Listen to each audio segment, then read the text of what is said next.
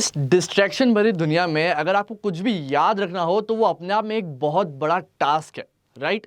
और जब मैं आपको बोलूं कि एक चीज नहीं बहुत सारी चीजें एक साथ याद रखनी है तो भैया मुश्किल है, बहुत ही ज्यादा मुश्किल है। बट डोंट वरी, इस बैगेज को आपके सर से हटाने के लिए आपके साथ जुड़ गया है बैगलेस इंडिया।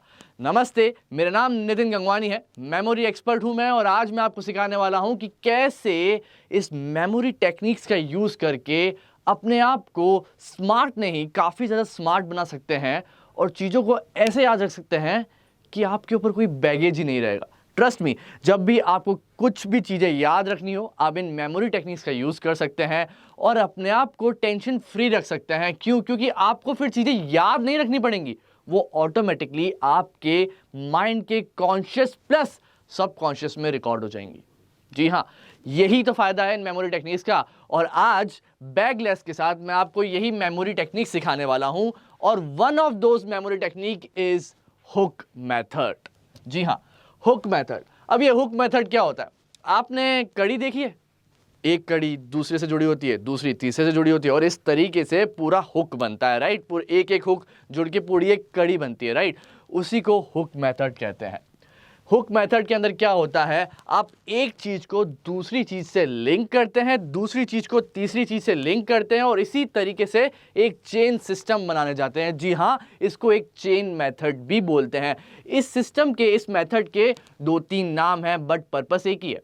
क्या? कि एक चीज को दूसरे से लिंक कर दे, दूसरे को तीसरे से, ताकि वो एक स्टोरी फॉर्मेट में आपके माइंड में बैठ जाए और आपको कोई इसमें दिक्कत नहीं आए। फिर आपको याद रखने का एक टेंशन नहीं रहेगा क्योंकि वो ऑटोमेटिकली स्टोरी के फॉर्म में आपके दिमाग में याद रहेंगे।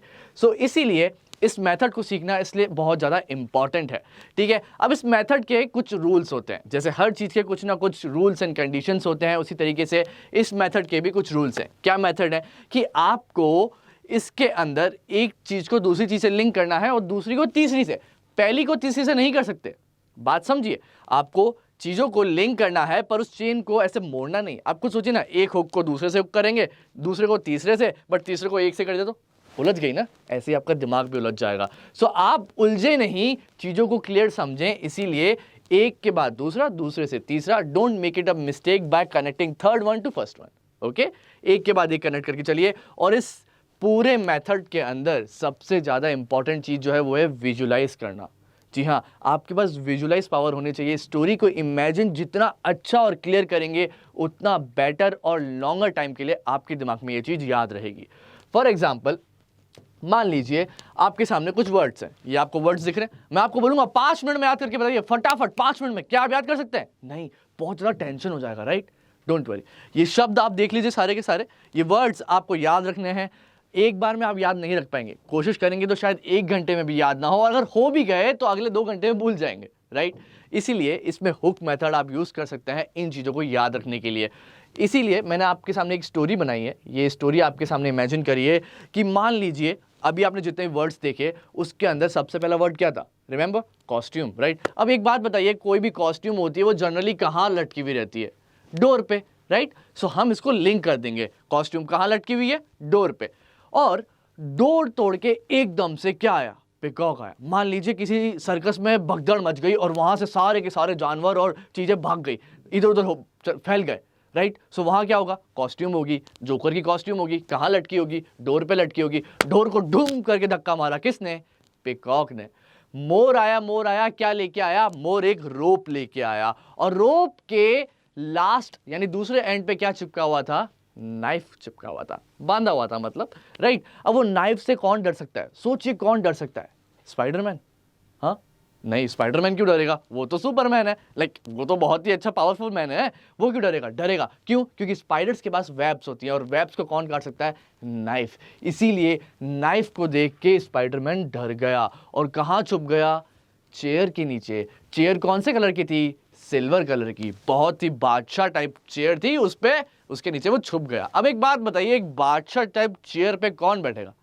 King of the forest, right, lion. Lion उस पे बैठा था और लायन को कुछ खाने का मन कर रहा था, बहुत भूख लग रही थी।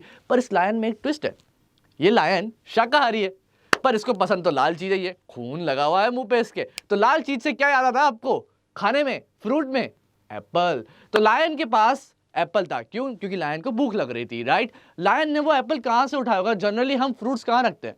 बकेट में, राइट? सो बकेट से उसने उठा लिया। अब बकेट के दूसरे एंड पे कुछ लटका हुआ था। क्या लटका हुआ था? केज लटका हुआ था, राइट? अब वो केज के अंदर जनरली क्या होगा? आप किसी सर्कस में जाते हैं, उस केज के अंदर जनरली क्या होता है? अगर वो छोटा सा केज है तो एक बर्ड हो सकती है, राइट? सो उसके अंदर एक बर्ड थी। अब बर्ड को देख के सबसे ज्यादा किसी के मन में अगर लालच आई तो वो कौन थी? जंगली बिल्ली, वाइल्ड कैट। सो कैट को भूख लगने लगी उसको देख के, वो उसको देख रही थी, उसके पीछे भाग रही थी, उसके पीछे झपट्टा मार रही थी। अब इतनी वाइल्ड कैट है तो उसके पास क्या हो सकते हैं? Shoes, right? Sports shoes. So इनके पास स्पोर्ट्स शूज थे। इस तरीके से आप एक स्टोरी को इमेजिन कर सकते हैं। एंड अगर मैं आपको बताऊं कि आपने सारे वर्ड्स इसमें कवर कर लिए हैं तो आपको विश्वास नहीं होगा। जी हाँ, सारे के सारे वर्ड्स इस स्टोरी में कवर हो गए। फॉर एग्जाम्पल, अगर मैं आपसे पूछूं कि लायन के पास क्या था? एप्पल। एप्पल कहां से उठाया? बकेट से, राइट? उल्टा भी रिवर्स कर सकते हैं आप कि कैट किसको देख के ललचाई, किसकी एक वाइल्ड कैट को देख के क्या क्या क्या, क्या किसकी भूख लगी? बर्ड की। बर्ड कहां पे थी? केज में। केज किससे लटका हुआ था? बकेट से। हुआ ना? याद हुआ ना? क्यों? क्योंकि ये आपने विजुलाइज किया स्टोरी फॉर्मेट के अंदर। इस तरीके से आप चीज़ों को याद कर सकते हैं और हुक मेथड आपको लंबी लिस्ट जो अनकनेक्टेड हो उनको आप इमेजिन और विजुलाइज करके एक स्टोरी फॉर्मेट में याद कर सकते हैं। इससे ही आपके दिमाग में बैठ जाएगा और आपको याद भी हो जाएगा। आई होप आपको ये सिस्टम समझ में आया होगा।